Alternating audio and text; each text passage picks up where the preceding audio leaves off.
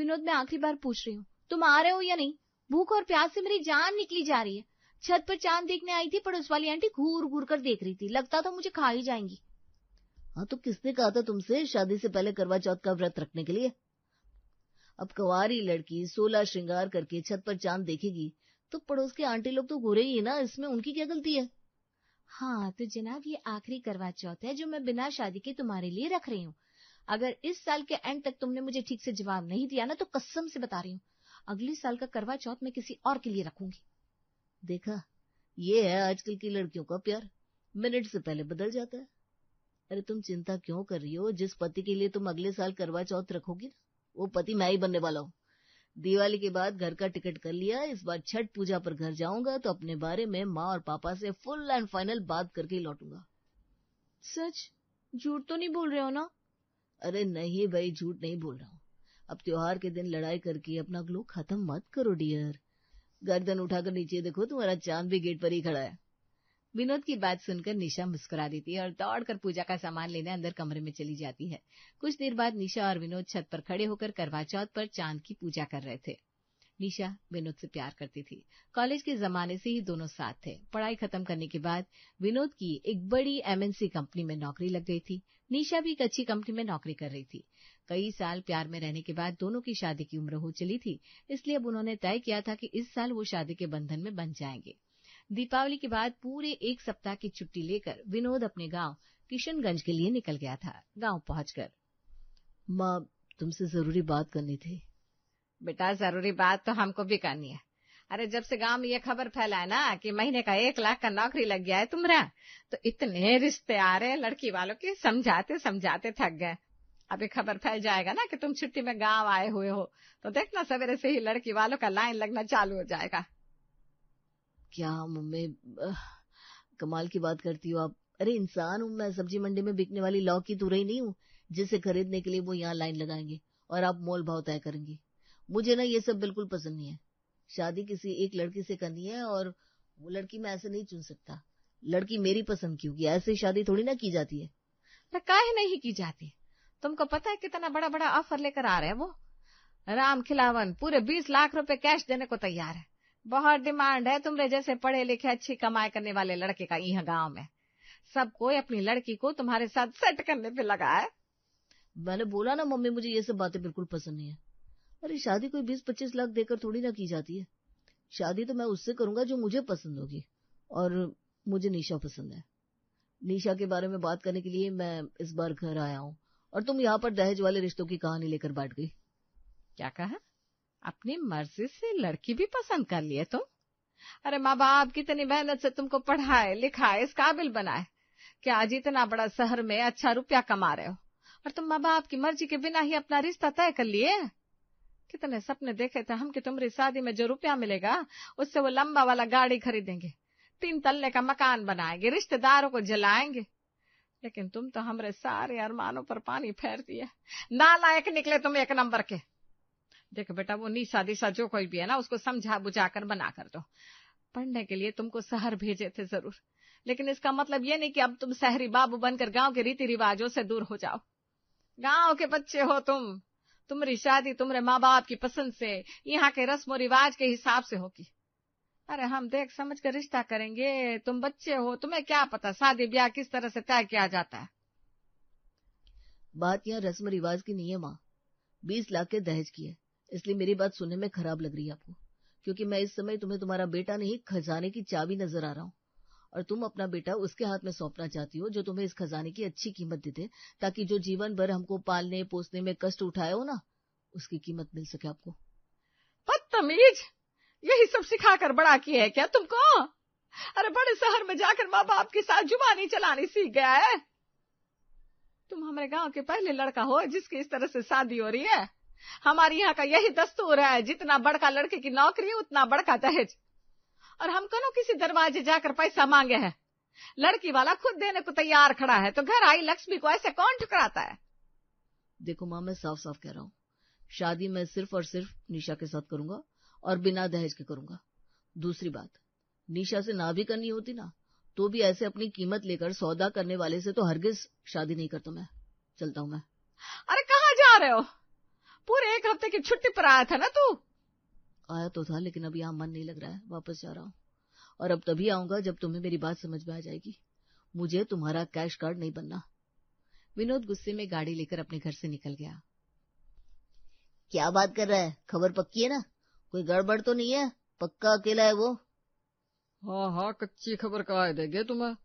कौन पहली बार ये काम थोड़ी ना कर रहा है, तुम बस अलर्ट रहना। पूरा 8 महीना हो गया जो इसकी फील्डिंग लगा है, ससुरा गांव आने का नाम ही नहीं लेता था। कुछ ही देर में विनोद की गाड़ी गांव से बाहर निकलकर जंगल के रास्ते पर सुनसान जगह पहुंच गई। अचानक ही विनोद की गाड़ी के सामने 2 बाइक आ जाती है। विनोद घबराकर गाड़ी रोकता है, तभी कुछ नकाबपोश लोग आकर जबरदस्ती उसे गाड़ी से उतारकर दूसरी गाड़ी में बिठा लेते हैं। अरे कौन लोग हो आप? मेरी क्या दुश्मनी है आप लोगों से? कहाँ लेकर जा रहे हो मुझे? आंख और मुंह पर पट्टी बांधो इसके। अब जो भी कहना सुनना है घर पर ले जाकर ही करेंगे। सूर्या के कहने पर साथ बैठा लड़का विनोद का मुंह और आंख कपड़े से बांध देता है और कुछ देर में वो लोग एक घर में उसे लेकर पहुंच जाते हैं। आज सुन लो सब लोग, लड़का मिल गया। कल सवेरे से कार्यक्रम शुरू करो, शाम तक सब करके निपटा देंगे। अरे वाह, बहुत बढ़िया लड़का पकड़ कर लाए हो। देखने में भी सुंदर है और वो राजेश बता रहा था कि शहर में इंजीनियर है। हाँ तो सड़क चलते भिखारी को थोड़ी ना पकड़ कर लाएंगे अपनी इकलौती बहन के लिए। सब पता लगवा कर ठोक बजाकर उठाए इसको। ऐसे थोड़ी ना इतना बड़ा रिस्क लेंगे। भैया जी, इस विनोद का क्या करना है? पढ़ा लिखा लड़का है, रुपया भी अच्छा कमाता है, इतनी आसानी से मानेगा नहीं। अकड़ बहुत है इसके अंदर। पूरे रास्ते कुछ न कुछ बड़बड़ा रहा था। हाँ तो अकड़ ढीली करो ना इसकी। रात भर का समय है तुम लोगों के पास। इसको बताओ, शहर में जाकर कहीं यहाँ गांव की रस्म भूल तो नहीं गया? सारी रस्मों की याद दिलाओ इसको। पहली बात, सोने मत देना। दूसरी, जरा सी आवाज ऊंची करे तो जी भर के खर्चा पानी देना। खातिरदारी ऐसी करना कि कुछ भी निकले, बस मुंह से शादी के लिए ना निकलने पाए। सब समझ गया भैया जी, आप आराम करिए, इनको तो हम देख लेंगे। 1.5 हड्डी है बदन में, लेकिन 8 इतनी है, अपने बराबर किसी को समझ नहीं रहा। जरा इनको अपने किशनगंज की मेहमानबाजी दिखाते हैं। अरे भाई, कौन हो आप लोग? क्या दुश्मनी है आप लोगों की मेरे साथ? तुम्हें पैसे चाहिए, मैं देता हूँ, लेकिन ये सब करने की क्या जरूरत है? ये लो, ये मेरी घड़ी मोबाइल सब रख लो, लेकिन मुझे जाने दो। अच्छा, ये गाड़ी की चाबी भी रख लो। मैं पुलिस में कंप्लेंट भी नहीं करूंगा, पक्का, प्रॉमिस। विनोद की बात सुनकर वहां खड़े लड़के जोर जोर से हंसने लगते हैं। अरे जीजा जी, ऐसे कैसे छोड़ देंगे आपको? पता भी है कितने दिन से आपको इंतजार कर रहे थे, और एक आप एक गांव आने का नाम ही नहीं ले रहे थे। बड़े मुश्किल से 8 महीने बाद तो गांव में दर्शन हुए आपके। 8 महीने से हमारी बहन पलके बिछाकर आपका इंतजार कर रही है। अब रात भर आपकी दुल्हा बनने की प्रैक्टिस करवाएंगे और फिर कल आपके फेरे करवा देंगे अपनी बहन के साथ। हाँ? कौन बहन? कौन जीजा? मैं तुम्हारी बहन को जानता भी नहीं हूँ, ऐसे कैसे फेरे करवा दोगे मेरे? अरे जितना कहा उतना समझ में नहीं आता क्या? शादी करने के लिए जान पहचान की क्या जरूरत है? कल फेरे लोगे ना, उसके बाद जीवन भर जान पहचान बढ़ाते रहिएगा। लाखों में एक है हमारी बहन, हमारा जीवन धन्य हो जाएगा और आपका भी। और ऐसा मत समझिए फोकट में शादी कर रहे हैं। आपको घड़ी, अंगूठी, चेन, शादी का सूट, जूते, बुट्टे सब हमारी तरफ से। आप बस तैयार होकर फेरों में बैठना। अरे भाई, कौन हो तुम लोग? क्यों मेरे पीछे पड़े हो? मैंने कहा ना तुम्हारी बहन से मैं शादी नहीं कर सकता। ऐसे किसी को भी सड़क से उठाकर अपनी बहन की शादी करवा देंगे आप लोग? मैं पुलिस को फोन कर दूंगा। मैंने कहा जाने दो मुझे। सूर्य भैया ठीक कह रहे हैं, बहुत अड़ियल घोड़ा है, ऐसे बातों से नहीं मानेगा। इसको तो खर्चा पानी देना ही पड़ेगा। इसकी तब तक खातिरदारी करो जब तक ये खुद से ना कहने लगे भाई मेरे को शादी करनी है, शादी करनी है। इसके बाद वहां खड़े लड़के विनोद को बुरी तरह से पीटने लगते हैं। अरे जीजा जी, क्यों अपनी शादी में फोटो खराब करवाना चाह रहे हैं? क्या है ना कि यहाँ शादी तो आपको करनी पड़ेगी। समझदारी इसी में होगी कि बिना पिटे मान जाओ, वरना अपनी बात कैसी मनवानी हमको अच्छे से आती है। तुम्हारे जैसे गुंडे का जीजा नहीं हूं मैं। मर जाऊंगा लेकिन तुम्हारे जैसे गुंडों के साथ रिश्ता नहीं जोड़ूंगा। अरे बस बस बस, बहुत हुआ। हम जीजा जी कहकर इज्जत दिए जा रहे हैं और ये सर पर चढ़ता जा रहा है। अरे जीजा तो तू तब बनेगा ना जब फेरे पड़ेंगे। उससे पहले ना तो हमारा जीजा नाम तेरे साले। अरे मारो रे, पहले इसकी अकल ठिकाने लगाओ। शादी तो हम इसकी टूटी हड्डियों से भी करवा देंगे, चिंता की कोई बात ना है। हमारी बहन है, खूब सेवा करेगी इसकी, जल्दी ठीक हो जाएगा। आखिर कब तक विरोध कर पाता उन गुंडों की मार के आगे। कुछ देर बाद विनोद टूट गया और अपनी जान बचाने का अब एक ही रास्ता नजर आ रहा था, वो था इन गुंडों की बहन से शादी करके किसी तरह से यहाँ से जिंदा निकलना। वो लोग विनोद के साथ किसी कैदी जैसा बर्ताव कर रहे थे। ना तो उन्होंने पूरी रात उसे सोने दिया, ना ही पीने के लिए एक बूंद पानी। अगली सुबह विनोद एक अंधेरे कमरे में निढाल पड़ा था और बाहर से औरतों के गीत गाने की आवाजें सुनाई दे रही थी। ऐसा लगता था किसी की शादी की रस्में चल रही है। पूरा दिन ऐसे ही भूखे प्यासे बिताने के बाद शाम के समय सूर्या कमरे में आता है। तो जीजा जी कैसा लग रहा है अभी भी यही कहोगे शादी नहीं करनी? ये आपका शादी का सूट भिजवा दूं? मैं शादी करने के लिए तैयार हूँ, प्लीज थोड़ा सा पानी पिला दो, प्यास से गला सूख रहा है। अरे रे रे, ऐसे कैसे पानी पिला दे आपको? बाद में आप शादी करने से पीछे हट गए तो पानी खाना सब आपको अब फेरों के बाद ही मिलेगा। मैंने कहा ना मैं शादी के लिए तैयार हूँ, अपनी बात से नहीं फिरूंगा। थोड़ा सा पानी पिला दो, बर्दाश्त नहीं हो रहा है। ठीक है, ऐ छोटे, जीजाजी के लिए चाय नाश्ता लगाओ। अब ये शादी के लिए मान ही गए तो अपने यहाँ की असली खातिरदारी दिखाओ ना, और खबरदार जो किसी ने इन्हें हाथ भी लगाया। अगले आधे घंटे में विनोद को दूल्हे की तरह तैयार करके मंडप में ले जाकर बिठा दिया गया था।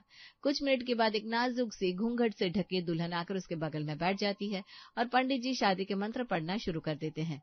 विनोद का सर बुरी तरह से चकरा रहा था, शरीर का अंग अंग दुख रहा था और दिमाग सुन्न हुआ पड़ा था। उससे मानो होश ही नहीं था कि उसके साथ क्या हो रहा है।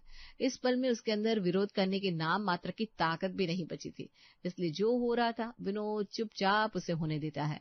कुछ ही देर में गिरते पड़ते विनोद के फेरे पायल के साथ करा दिए गए। शादी के बाद दामाद जी लाखों में एक है मेरी बेटी, इसे तकलीफ देने के बारे में सोचिएगा भी मत। आपका घर का पूरा पता ठिकाना है हमारे पास।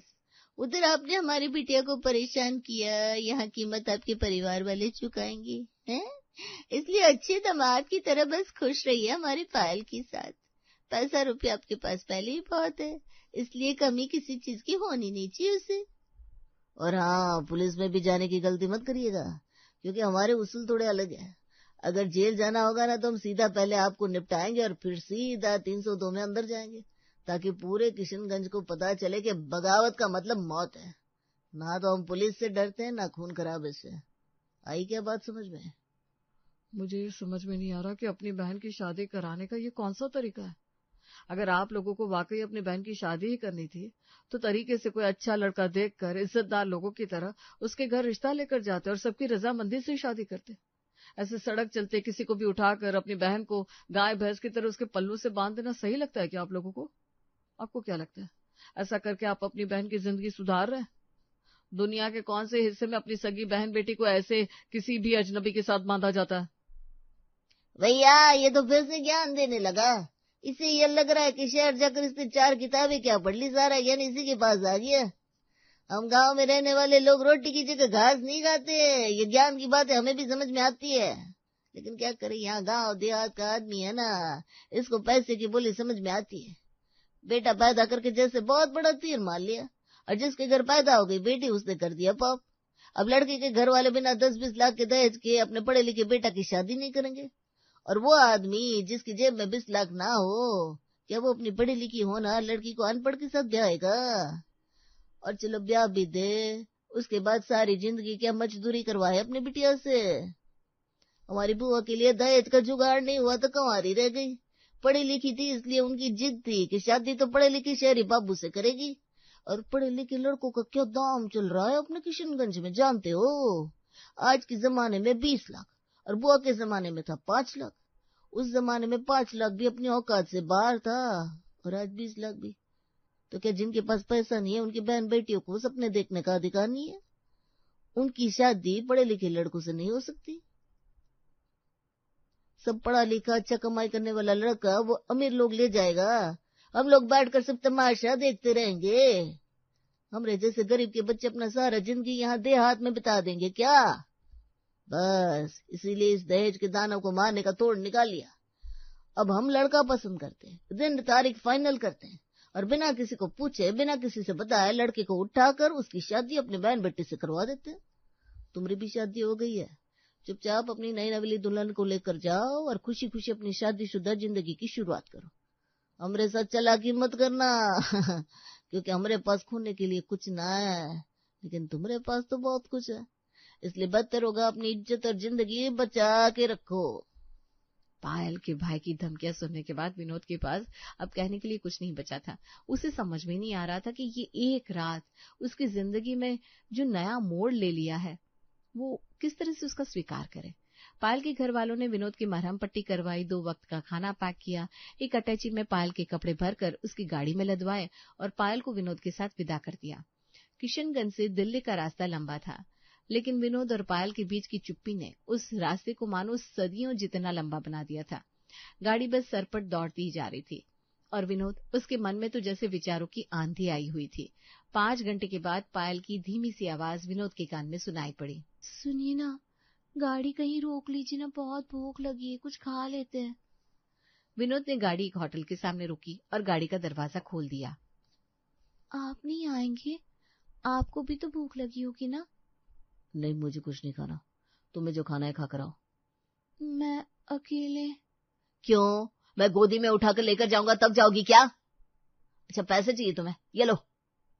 विनोद ने बेरुखी से कुछ पैसे पायल के हाथ में थमा दिए और खुद गाड़ी की सीट से सर टिकाकर बैठ गया। पायल कुछ देर तक गाड़ी के बाहर खड़े होकर विनोद को देखती रही, फिर उसके बाद होटल के अंदर चली गई।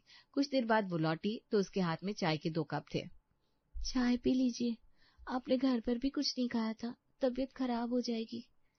पायल के हाथ में चाय का कप देखकर विनोद ने कप को पायल के हाथ से धकेल कर दूर गिरा दिया। ये सब ड्रामा करने की जरूरत नहीं है मेरे सामने। अच्छा, मैंने कुछ नहीं खाया तो बहुत चिंता हो रही है तुम्हें? मेरी आदर्श बीवी होने का नाटक कर रही हो? हाँ, ये भी तुम्हें तुम्हारे गुंडे खानदान ने सिखाकर भेजा होगा ना। ये आदर्श तब कहाँ गए थे जब तुम्हारे भाई जबरदस्ती मुझे सड़क से उठाकर शादी करने के लिए लेकर आए थे। पूरी रात बिना किसी गलती के जानवरों की तरह मारा पीटा गया मुझे। मैं बस इतना जानना चाहता हूँ कि मेरी गलती क्या थी। तुम इस गांव में पैदा हुई, तुम्हारे घर वालों के पास दहेज देने के पैसे नहीं थे, तुम्हें गांव के लड़के से शादी नहीं करनी थी, पर इन सब में मेरी क्या गलती है? मेरे साथ जो हुआ उसका जवाब कौन देगा? पायल गुस्से में सवाल पर सवाल पूछ रहा था, लेकिन पायल के पास इस समय कोई जवाब नहीं था। क्या जबरदस्ती किसी रिश्ते को स्वीकार कर लेगा विनोद? क्या होगा कहानी का अगला मोड़? जानने के लिए देखना ना भूलें कहानी का अगला भाग।